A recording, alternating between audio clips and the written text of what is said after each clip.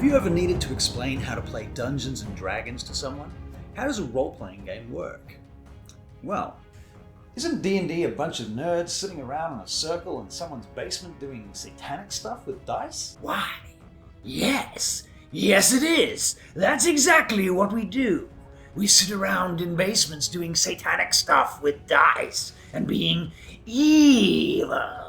Because that makes sense. That might have been how it used to be, but it's not anymore. Dungeons and Dragons is now more popular than ever. In fact, since 5th edition came out in 2014, the world's greatest role-playing game has become more accessible and inclusive than ever before. We're going to cover the basics, the relationship between the Dungeon Master and the players, how the D20 works, because that's the most important die, and how to roll with advantage or disadvantage, and basically what is a difficulty class. If you want to take the next step and learn about critical hits and failures, you should watch this video next. In fact, damn it, just subscribe and get all of these videos. We're pumping them out about once a week, and we're just getting started. Alright, now into the business. D&D is a role-playing game, that is to say, it's a storytelling game. Appropriate for kids aged 12 and up. But let's be fair, it's mostly played by adults, or at least old people like me who call themselves adults. But the point is, it's a game. It's a storytelling game. Now, how it works is that you have a dungeon master, the DM, and you have players. So the DM spends hundreds of hours coming up with clever and malicious ways to destroy the players and their characters while... Wait, that's not how it works. Go back. Okay, so the DM is a story facilitator. Their first job is to describe the world. They say things like, okay, so you open the door and you see this dark, dank room filled with chests, bursting at the seams with treasure. It seems to be overflowing on the floor. You can see a glowing orb at the back of the room behind the chest. What do you do? Okay, so notice, there is a question. What do you do? So the players now take turns telling the DM what their characters do, right? Jack says, my character, Silvery Silvermoon, is gonna cast light. Okay, so the room lights up. Now you can see all the way to the back of it, revealing a throne, whereupon sits an ancient skeletal corpse of some forgotten king. That's nice, says Sarah, playing the hulking barbarian cat person. I want to see what's in some of those chests. So you go in? Yeah, I go in. Are you sure? Yeah, I'm sure. And now you have witnessed your first classic D&D screw-up, one that you will hear many times. This is in fact the most important rule of the game. Forget about the dice and the spells and the hit points. This is what you need to know. If the DM asks you, are you sure, the DM is about to murder your character dead and is giving you one last opportunity to take back some dignity before your ignoble death by humiliatingly simple circumstances.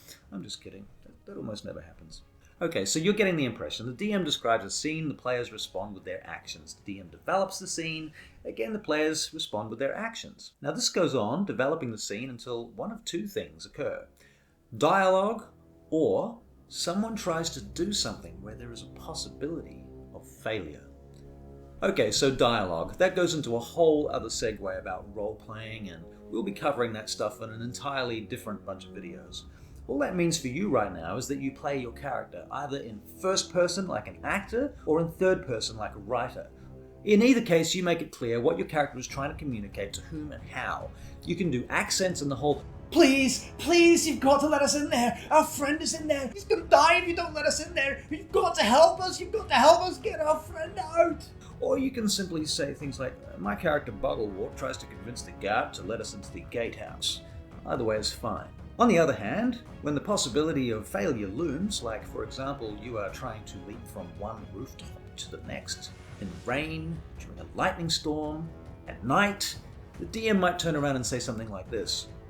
Make an athletics check! And this is where the D20 comes in, the one with 20 sides. This is what you use when you try and attack stuff, it's what you use when you try and avoid stuff, and it's what you use when you try and do stuff that requires some amount of skill, and when there is a possibility of failure. Alright, so when you roll this die, the D20, there's going to be a target number that you have to hit. There are different names for that target number depending on what you're trying to do. It's either an armor class for when you want to hit something like an enemy, or a difficulty class if it's a skill check, or a saving throw. A saving throw is when you are trying to avoid something like a spell or a trap, for example. Now, when you roll this dice, there are just two things that you need to know. Firstly, what modifiers you have to the roll. If you are super strong, you might get a +3 bonus to a strength check to open a stuck gate, Or if you were extremely clumsy, you might get a penalty for a dexterity saving throw to avoid a fireball. Secondly, you need to know the difficulty class. Well, more specifically, you don't need to know. The DM needs to know. The DM is going to have a number in mind, a target number, a difficulty class, or a DC.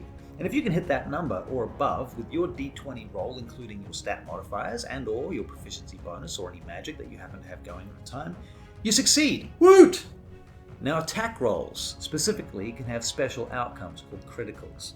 That's basically when you roll a natural 1 or a natural 20. In this case, the term natural means that this is the unmodified number on the dice when you rolled it. So if you roll a natural 20, you have a critical success. And if you roll a natural 1, hold on to your nipples, because now you have a critical failure, and that could be very bad indeed. Remember, all the links will be below, and while you're down there, click subscribe. I mean, obviously, if you haven't done so already, hit the bell, subscribe, do the thing with the thing, you know you want to.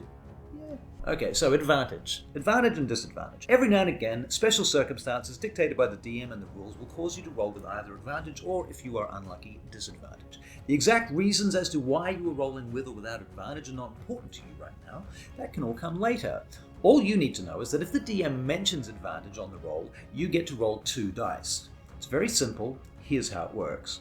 So if you're rolling with advantage, you simply roll 2d20 and you pick the highest of the 2 dice. You don't add them together or anything like that. You just choose whichever one is the highest dice and you take that number, discarding the lower dice. So imagine that instead of rolling 1d20 to hit your enemy with your great axe, you get to roll 2d20 and then literally choose which dice you wanted to keep. Amazing! So you roll 2d20, you get a 3 and a 19. Well, obviously you're going to choose the 19, right? If you get a 1 and a 20, you choose the 20. Now, a disadvantage is the exact opposite. With disadvantage, you roll 2d20, just like with advantage, but instead you take the lowest number. Suck. So you roll a 15 and an 8. Bugger. You rolled an 8 with disadvantage. You roll a 17 and a 6. It's a 6. You roll a 20. Oh my god! And then the other dice is a 4. That's the disadvantage for you, okay? So that's about it. Now you know how to play D&D. You're basically Matthew Mercer. Go forth and roleplay, slay monsters, collect the treasures, do all the things. Scoff with you. Off with you. What are you still doing here? Have you even subscribed yet? Why don't you do that? You know, either do that or piss off. And if you're not going to do that, then click one of these things here. All right? Out of here. Go. Bye.